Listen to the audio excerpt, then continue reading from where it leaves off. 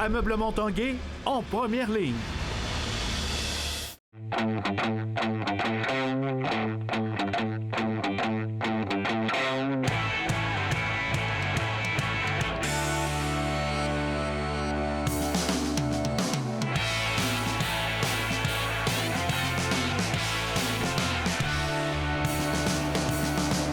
À tous un bon mardi, bienvenue à l'Esprit sportif. Aujourd'hui dans l'émission, on rencontre un expert en CrossFit, Jean-Simon Roy-Lemaire, mais on parle également sport automobile. On est dans la zone course du Salon de l'Auto et ce matin, on a eu le grand plaisir de rencontrer le pilote de la série NASCAR Pinty's, Alexandre Tagliani, qui conduira encore cette année cette belle voiture numéro 18. Numéro, regarde devant là. Et on a maintenant Viagra.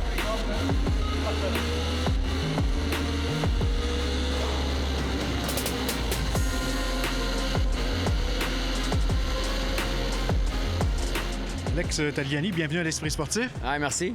Alex, est-ce que ça fait toujours un petit quelque chose de dévoiler sa nouvelle voiture en vue de la prochaine saison?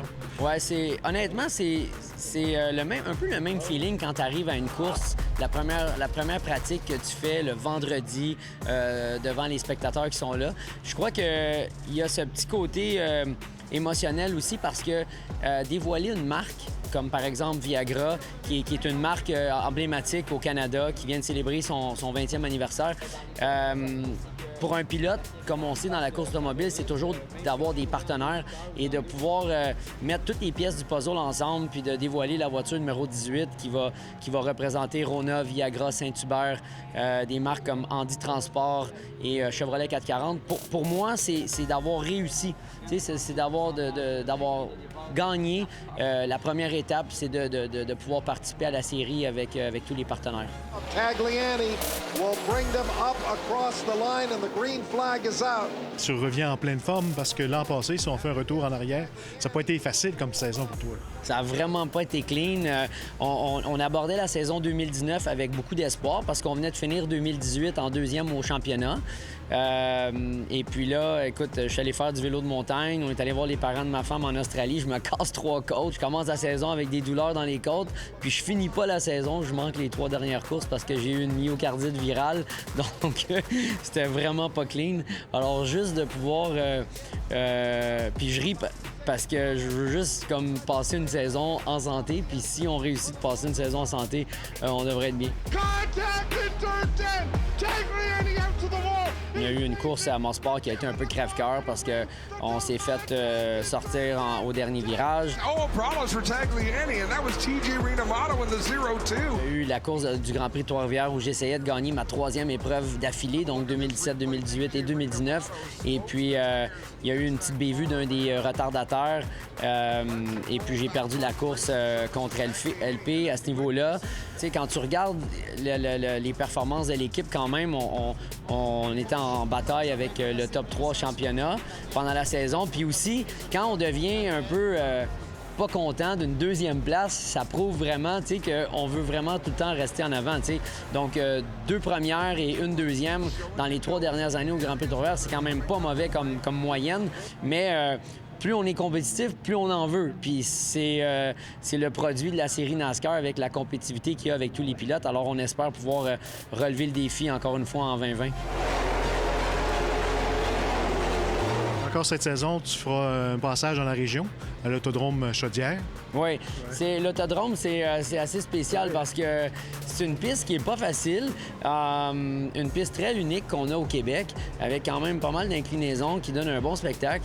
Et avec la voiture qu'on a travaillé durant l'hiver, j'espère pouvoir renouer avec les performances qu'on a eues en 2018 sur les séries ovales et de pouvoir avoir une bonne performance en sol québécois justement à cette piste-là. Tagliani, who continues to lead the battle. Et à temps plein sur la série NASCAR Pinties, est-ce qu'il y a d'autres projets pour la saison 2020 en marche? Oui, toujours. C'est toujours un peu la même chose.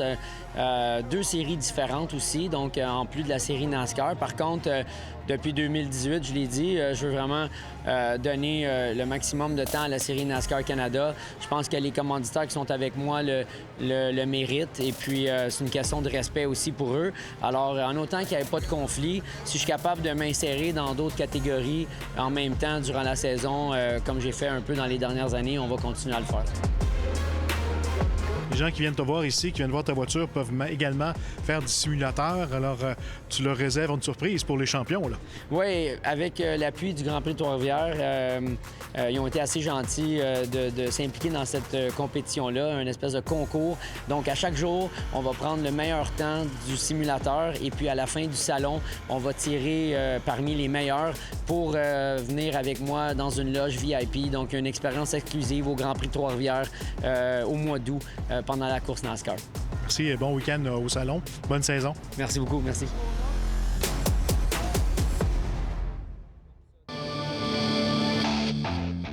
Présent à l'espace course du Salon de l'Auto de Québec, le directeur général du Grand Prix de Trois-Rivières, Dominique Fugère, a profité de la présence d'Alexandre Tagliani pour confirmer que la série NASCAR Pinties sera à nouveau en vedette les 7, 8 et 9 août à Trois-Rivières.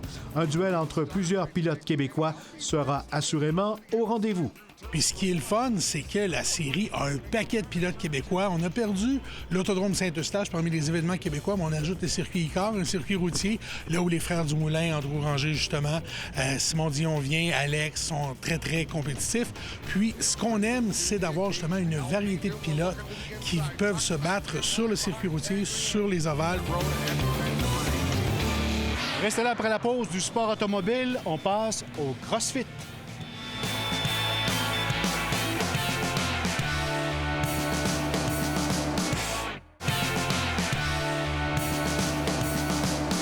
Originaire de Québec, Jean-Simon Roy-Lemaire est un expert du CrossFit.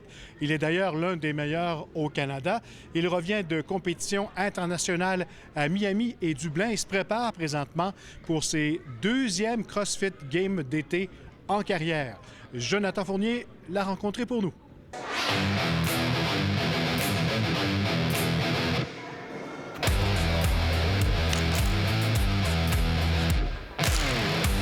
Jean-Simon, bienvenue à l'Esprit sportif. Merci.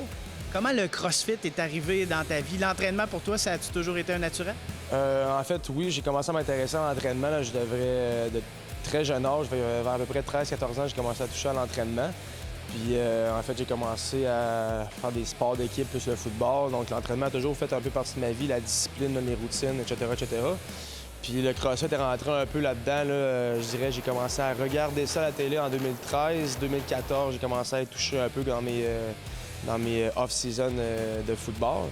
Puis par la suite, là, après le football, je me suis dit que j'allais donner... ça a donné mon nouveau sport. Everybody and welcome to Madison, Wisconsin, the new home of the 2017 Reebok CrossFit Games. C'est un sport qui monte là, depuis quelques années. Là, on a vu que ça a fait quand même un gros boom là, les premières années que c'est arrivé. De mon opinion à moi, que ça continue toujours à augmenter. Toujours des nouvelles façons là, de travailler, de fonctionner, puis des nouvelles façons de s'entraîner, puis la communauté et tout. Là, donc, c'est un sport qui est en grande voie d'expansion. Tu t'entraînes pendant plusieurs années, tu participes à quelques compétitions, tu te qualifies pour les CrossFit Games, qui sont carrément les Jeux olympiques de ton sport, à l'été dernier. Là-bas, c'est aux États-Unis, c'est une grande compétition, c'est télévisé. C'est télévisé, en fait, c'est la plus grande compétition en fait, de la saison qu'on pourrait dire, avec les nouvelles formules qui ont changé.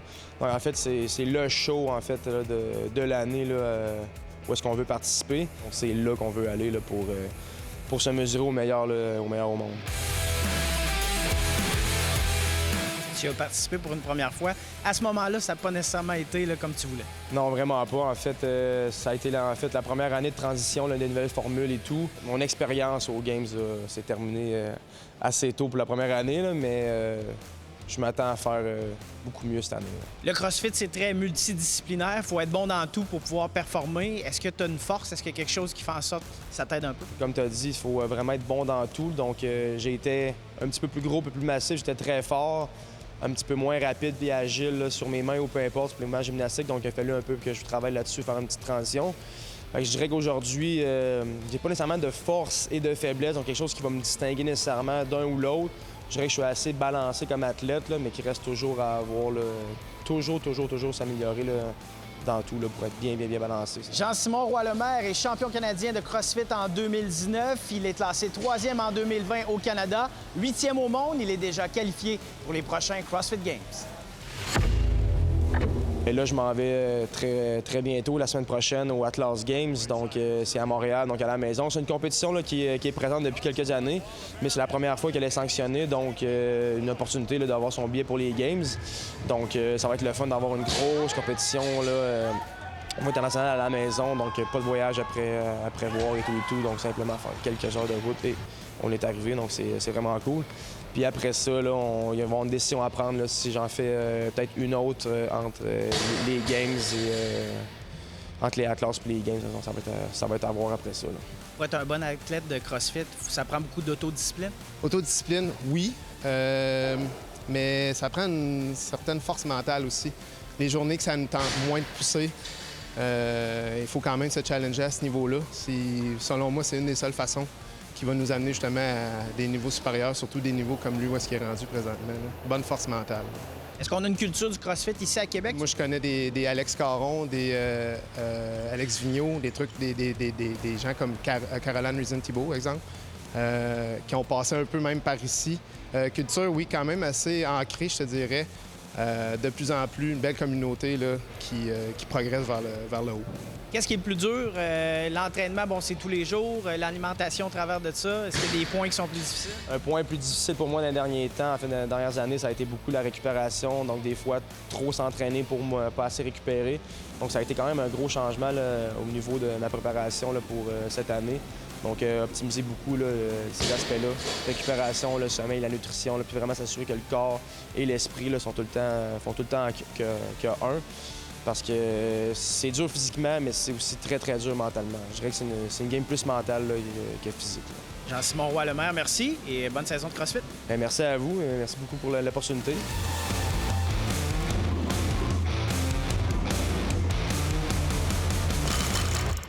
Voilà qui complète l'Esprit sportif pour aujourd'hui. On vous invite à l'espace course du Salon de l'Auto de Québec au cours des prochains jours. Bye tout le monde. À demain.